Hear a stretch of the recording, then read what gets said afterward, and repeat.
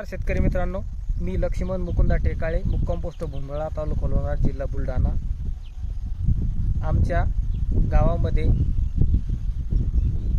जय भोले शेतकरी गट असून त्याचा मी अध्यक्ष आहे। आमच्या गटाला महाराष्ट्र शासन कृषी विभाग अंतर्गत आत्मा योजनेमध्ये 24-25 यातील रब्बी हंगामाकरिता कृषी विभाग आत्मा योजनेअंतर्गत करडई पिकाचे PBNS 12 या नंबरचे वाहन देण्यात आले होते।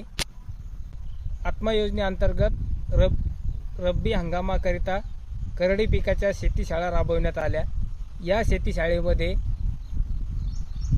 बीज प्रक्रियेपासून पेरणी, नंतर त्या पिकाची विरळणी, त्या पिकाची फवारणीची पद्धत आणि त्यानंतर काढणीपर्यंत आणि काढणी पश्चात सर्व मार्गदर्शन आमचे आत्मा योजनेचे ATM साहेब आणि कृषी सहाय्यक यांनी या शेतीशाळेच्या माध्यमातून आम्हाला वेळोवेळी मार्गदर्शन केल्यामुळे आमच्या उत्पन्नामध्ये भरीव वाढ झाली।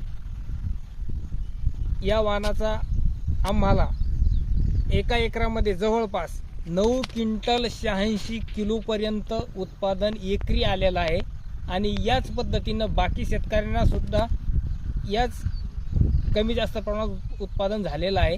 आमच्या गावातील या गटाच्या माध्यमातून उत्पादित झालेला माल आमच्या गावामध्ये जी Jijau cold press oil mill आहे, ज्या महिला ग्रामसंघाच्या महिला चालवतात, त्यांनी तो माल खरेदी केला आणि तो माल खरेदी करून त्या मालाची चांगल्या प्रकारे मार्केटिंग आणि विक्री व्यवस्था करत आहे।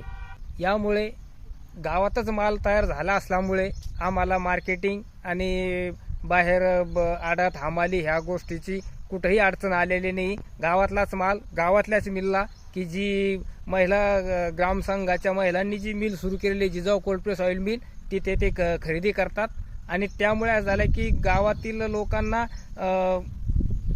मालही बी विकायची अडचण नाही आणि तयार झालेला माल बी कुठं बाहेर नेऊन विकायची अडचण नाही।